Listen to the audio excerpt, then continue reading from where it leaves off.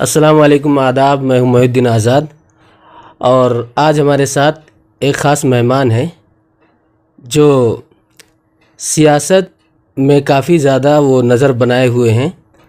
तालीमी लियाकत भी माशाअल्लाह बहुत अच्छी है और ख़ुसूसी तौर पर डुमरियागंज की सियासत पर इनकी अच्छी पकड़ है, जिनका नाम सुफियान अख्तर साहब है।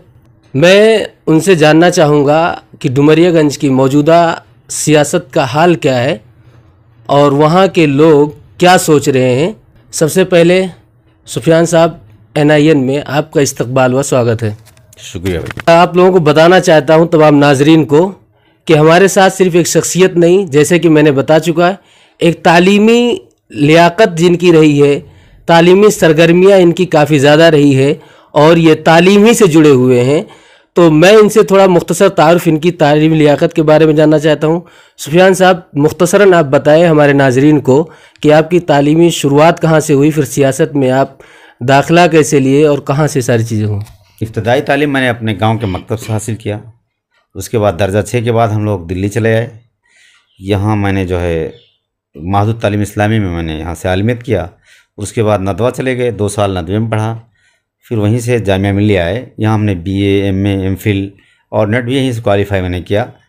और फिर मैं हाजी इस्माइल डिग्री कॉलेज सादुल्ला नगर में वहाँ लेक्चरशिप के पोस्ट पे मैं रहा लगभग 4 साल तक। और फिर अरबी पर्शियन बोर्ड में मैं हूँ 2010 से लेकर अब तक वहीं उसमें जो है तालीम व ताल्लुम का सिलसिला चल रहा है। जहाँ तक सियासी मामला है, हम लोग जब जामिया मिलिया में थे तो यहाँ की सियासत में हम लोग सरगर्म रोल अदा करते थे। स्टूडेंट यूनियन में, जामिया मिलिया की स्टूडेंट यूनियन ज़्यादातर जब तक मैं था यहाँ पर, हम ही लोग जिसको चाहते थे वो अध्यक्ष यहाँ का बनता था। बज़्म जामिया का मैं हमेशा तक यहाँ सदस्य रहा, मेंबर रहा। ये है मुख्तसर हमारा। आप डुमरियागंज जो है विधानसभा 306, उसमें सियासी तौर पे बहुत ज़्यादा सरगर्म रहे हैं। कई लोगों के साथ आपने काम भी किया है। पहले की सियासत और मौजूदा सियासत में क्या चीज़ को आपको फ़र्क नज़र आता है? ये क्या पहले होती थी, अब नहीं हो रही है? क्या उनमें भाईचारे में कुछ इख्तलाफ हुए? बुनियादी तौर पर 3 तरह के लोग रहते थे और वही ज़्यादातर, कभी भाजपा है, बहुजन समाज पार्टी और समाजवादी पार्टी। मरहूम मलिक तौफीक साहब और मलिक कमाल यूसुफ साहब, ये ना सिर्फ डुमरियागंज बल्कि सिद्धार्थनगर में इन लोगों का होल्ड होता था। यही नेता माने जाते थे पूरे सिद्धार्थनगर के। इन लोगों का अपना नज़रिया ये था कि इन्होंने कभी धर्म के नाम पर, जात के नाम पर सियासत नहीं किया, हिंदू मुस्लिम की कभी राजनीति नहीं की, इसीलिए हमेशा भाईचारा वहाँ बना रहा। आज की डेट में भी कम से कम 15,000 पंडितों का आउट उनको मिलता है। वो पीस पार्टी में चले गए, गंगा जमनी तहजीब को बचा के रखा। और चूंकि इनका पूरे ज़िले पे होल्ड था, इसलिए पूरा सिद्धार्थनगर ज़िला आप देखेंगे हिंदुस्तान में सबसे ज़्यादा अमन अगर कहीं पाया जाता है। आप अधिकारियों से बात कर लो, वो यूपी के किसी भी ज़िले में रहते हैं, यहाँ से ट्रांसफ़र होकर जब सिद्धार्थनगर में जाते हैं तो उनको इतना सुकून लगता है, वहाँ पे इतना ज़्यादा अमन उनको महसूस होता है कि वो सोचते हैं हम यहीं रहें। जब से वहाँ पे हिंदू या वाहनी का एक प्रदेश अध्यक्ष, प्रदेश प्रभारी कह लीजिए, वो आए तो उनको उसी में फ़ायदा है कि जब तक हिंदुओं को उल्टा सीधा मुसलमानों को गाली दे करके नहीं करेंगे तब तक हमारा फ़ायदा नहीं होगा। इसलिए उन्होंने नफ़रत की सियासत की। पहली बार ऐसा हुआ है, देश आज़ाद होने के बाद पहली बार डुमरियागंज में ये चीज़ देखी गई है कि एक दरोगा कहे, चाहे ऐलान कहे, चाहे चुपके से उससे कहे कि भाई आप मुसलमान हो तो आपका काम नहीं कर पाऊंगा। ये नफ़रत की सियासत सिर्फ डुमरियागंज में नहीं, कहीं ज़्यादा कहीं कम पूरे हिंदुस्तान में है।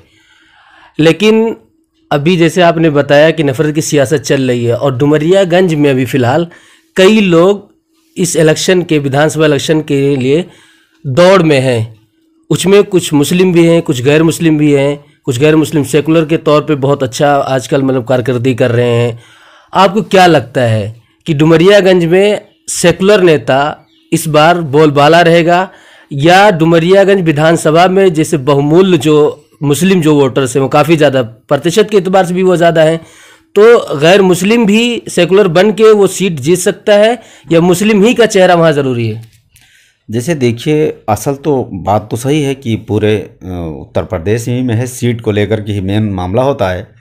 इसलिए कि देखिए बीजेपी कम्युनल पार्टी मानी जाती है और उनका अपना वोट प्रतिशत जो है वो उतना ही है जितना पहले पाते थे, लेकिन उतने ही प्रतिशत वोट प्रतिशत में वो सरकार बना लेते हैं। इसलिए कि सामने वाला जो सेकुलर वोट होता है 70% वो बढ़ जाता है। मैं आपको बताऊं, देखिए हिंदुस्तान में आज भी भेदभाव, ऊंच नीच बहुत ज़्यादा चल रहा है। आप देखिए फ़िलहाल डुमरियागंज में जो लोग उसकी दौड़ में हैं, टिकट के दौड़ में या लड़ने के अपने प्रत्याशी की दौड़ में, मरहूम तौफीक साहब की साहबजादी सैयदा खातून, लेकिन बीएसपी ने उनका टिकट काट करके अशोक तिवारी को दे दिया है। सपा से राम कुमार उर्फ जिनको यादव हैं। ऊंच नीच में बड़ा एतकाद रखता है, भरोसा रखता है। वहाँ के पंडित किसी भी हिसाब से इस बात को लेकर तैयार नहीं है कि वो किसी बैकवर्ड को वोट दे के उसको अपने ऊपर हाकिम बनाकर बैठाएं। कमाल साहब का जो 15,000 पंडितों का वोट था वो खिसक के चला गया भाजपा की तरफ और भाजपा जीत गई। वोटर हैं, सबको सेकुलर जाने का अख्तियार है। जैसे मैंने बताया कि डुमरियागंज में मुस्लिम बहुमूल्य है। आपको क्या लगता है कि मुस्लिम पार्टियां अगर वहां कूद जाएं उस डुमरियागंज में, तो क्या उनका कूदना सही होगा या गलत? मैं बताऊं आपको, मेरी तो राय यही है ही नहीं। हिंदुस्तान में चूँकि जमहूरी मुल्क है और जमहूरियत में आप जानते हैं जिसकी तादाद ज़्यादा होती है वही हुकूमत करता है। हमारी तादाद कम है तो हम तो हुकूमत वैसे भी नहीं कर पाएंगे। अगर इस नाहिए से हम कूदते हैं कि हमारा जो है हम हुकूमत कर लेंगे तो माइनस में जाएंगे हम, इसमें दो राय नहीं है। दूसरी बात देखिए, ऐसा है कि नारों में लोग आ जाते हैं, इसमें दो राय नहीं है। कुछ वोट तो नुकसान हो ही जाता है, चाहे 2,000 4,000 वोट नुकसान हो, आपका वोट तो नुकसान होना ही होना है।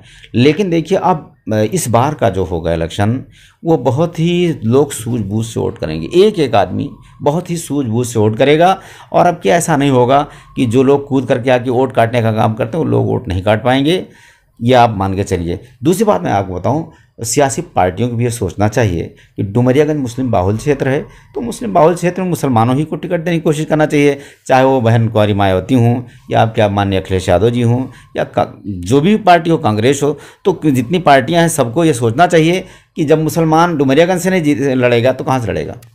दो पार्टियाँ हैं खुसूसी तौर पर जो काफ़ी मेहनत कर रही हैं यूपी में। एक तो पीस पार्टी है जो वहीं की बनी हुई और वहीं पे है, और एक अभी MIM आई हुई है। इन दोनों पार्टियों में अगर देखा जाए सियासी तौर पे कौन बेहतर है? चूंकि आपने तो हदबंदी कर दिया कि हमको ये बताना है कि दोनों पार्टियों में से बेहतर है कौन, वरना हम तो दोनों को रिजेक्ट करते। फिलहाल उत्तर प्रदेश के हिसाब से डॉक्टर यूब साहब बहुत भले इंसान हैं, बहुत नेक इंसान है, इसमें नो डाउट, कोई इनकार नहीं कर सकता है। इनको किसी दूसरी फील्ड में काम करना चाहिए। वो तो सबकी सेवा करते थे, बढ़लगंज में रहते थे, सारे लोगों की, कितने हज़ारों हजार हिंदू भी हैं, मैं देख रहा हूँ उनकी तारीफ़ करते हैं जो ऑपरेशन करा के आए हैं। असदुद्दीन ओवैसी, इनके आबाजाद भी पॉलिटिक्स में थे, ये खुद पॉलिटिक्स में हैं, अच्छा काम भी करते हैं, इसमें दो राय नहीं है, अच्छी निगाह रखते हैं, पढ़े लिखे हैं, टू द पॉइंट बात करते हैं, इनकी बात का कोई कार्ड नहीं होता है। समाजवादी के दो मुस्लिम बड़े चेहरे, आज़म खां से आपकी मुलाकात हो चुकी है और ये भी सुनने में आया है कि आपके गांव भी, आबाई वतन में भी जा चुके हैं।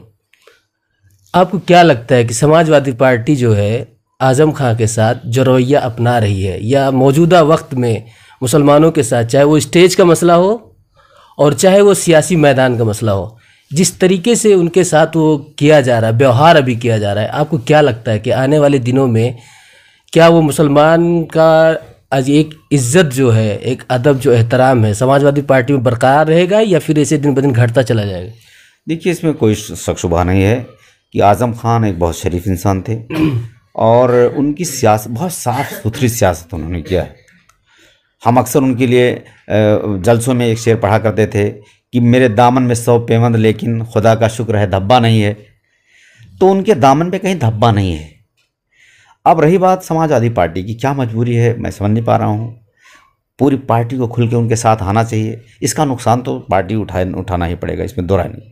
समाजवादी पार्टी को अगर वो खुल करके आज़म खान का वो सपोर्ट नहीं करेंगे और जनता में मैसेज गया कि आज़म खान को नेगलेक्ट कर रहे हैं तो बिला शुबा उनको नुकसान उठाना पड़ेगा। समाजवादी पार्टी के लोग कहते हैं कि नहीं, वो समाजवादी पार्टी अखिलेश यादव या उनके अध्यक्ष उनके साथ बराबर साथ में रहें और उनके टच में है। जैसे कि उनकी बीबी जब जेल से आई तो मिलने भी गए, कई नेता गए, असदुद्दीन ओवैसी भी ख्वाहिश में थे मिलने के लिए, कांग्रेस की भी गए और ये सारी चीज़ें हैं। लेकिन उन्हीं के उनके ना होने, उनके मुतबादिल के तौर पर अल्टरनेटिव जो है अबू आसिम आज़मी साहब भी यूपी में काफ़ी ज़्यादा दौरा किए हैं, और आप भी हमारे क्षेत्र डुमरियागंज में गए तो आप मुलाकात करने के लिए गए तो मुलाकात भी हुई। दोनों नेताओं में अगर देखा जाए तो मतलब सियासत में किसका मतलब बोलबाला है, बात करने का, लोगों से बात करने का, जुड़ने का, मिलने का, किसका है मतलब दोनों कर दिया? देखिए, आज़म खान में अबू आसिम आज़मी में ज़मीन आसमान का फ़र्क है। अबू आसिम आज़मी बॉम्बे के लिए, महाराष्ट्र के लिए तो ठीक है, उत्तर प्रदेश में उनका कोई ख़ास। देखिए, आज़म खान का मामला कुछ दूसरा ही है। आज़म खान ज़मीनी नेता हैं, संघर्ष करने वाले नेता हैं। आपको पता है कि नहीं पता है, आज़म खान इससे पहले इमरजेंसी के दौरान 2 साल बनारस की जेल में रह चुके हैं। मैं जहाँ तक समझता हूँ कि अबू आसिम आज़मी उनका मुतबादिल नहीं है। एक भी विधानसभा सीट में कहीं भी ऐसा नहीं काम कर सकते हैं जो सीट जीता ले जाएं। वो आज़म खान के बारे में सब जानते हैं कि कम से कम 50 सीट है जिस पर वो मुतासिर करते हैं, 50 सीट को मुतासिर करते हैं वो। तो आज़म खान को नेगलेक्ट करके पार्टी नहीं कुछ कर सकती है। आज़म खान के अंदर दोगलापन नहीं है। सियासत से जुड़े हुए हैं, आपको क्या लगता है कि सियासत में अगर ये आपको भी आगे बढ़ने का मौका मिले, या इसी समाजवादी पार्टी या और इसी सेकुलर पार्टियों से आप जुड़े रहेंगे, या आपकी ख्वाहिश है कि अगर मुझे मौका मिला तो मैं भी सियासत में किसी बड़े पोस्ट पर जाके बड़ी लड़ाई लड़ सकता हूँ? देखिए, ऐसा सियासत में लोग हैं, काम कर रहे हैं लोग।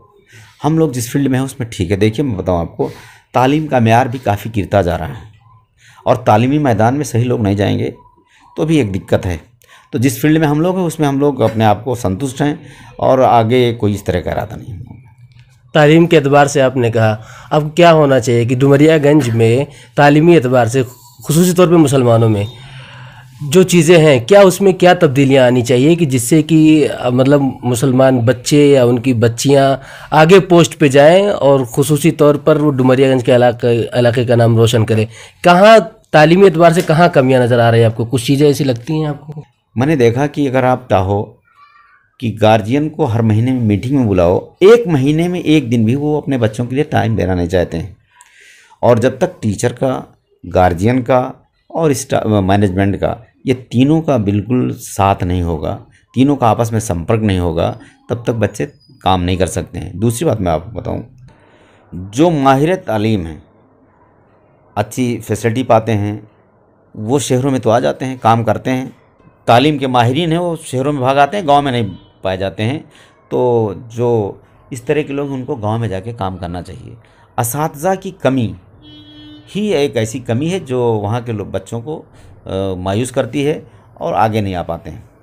तो सबसे बड़ी चीज़ है कि वहाँ जो सिलेक्शन हो असातिज़ा का, वो अच्छे ढंग से हो, टैलेंटेड लोग हों, और सबसे बड़ी चीज़ है जो ट्रेंड हो, वो वहाँ पे अगर सिलेक्ट किए जाएं तो इंशाल्लाह इसमें कोई दो राय नहीं की कामयाबी होगी, बच्चे जाएंगे, कामयाब होंगे।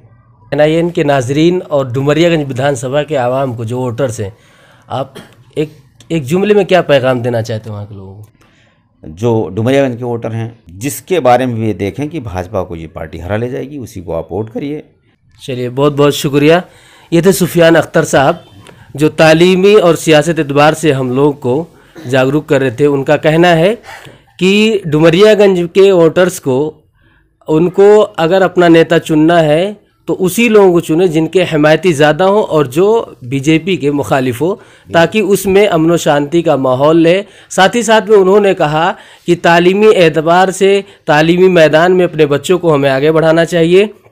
जो मदारिस के इंतज़ामिया हैं या नाज़िम आला हैं, उनको भी ऐसे टीचरों का इंतखाब करना चाहिए जो काबिलियत रखते हों और उसी के साथ साथ तजर्बा भी रखते हों। ये हमारी कौम और हमारे नस्ल के बच्चों के लिए बहुत अच्छा काम होगा। जब हमारे बच्चे आगे जाएंगे तभी हमारे कौम का नाम रोशन होगा और हमारे समाज से जाहिलियत दूर होगी, और साथ ही साथ एक तहजीब आएगी जो हमारे नस्लों, आबाओं और दादाओं का नाम रोशन करेगी। इसी के साथ मैं हूँ मुहिद्दीन आज़ाद, फिर मिलेंगे किसी खास मेहमान के साथ।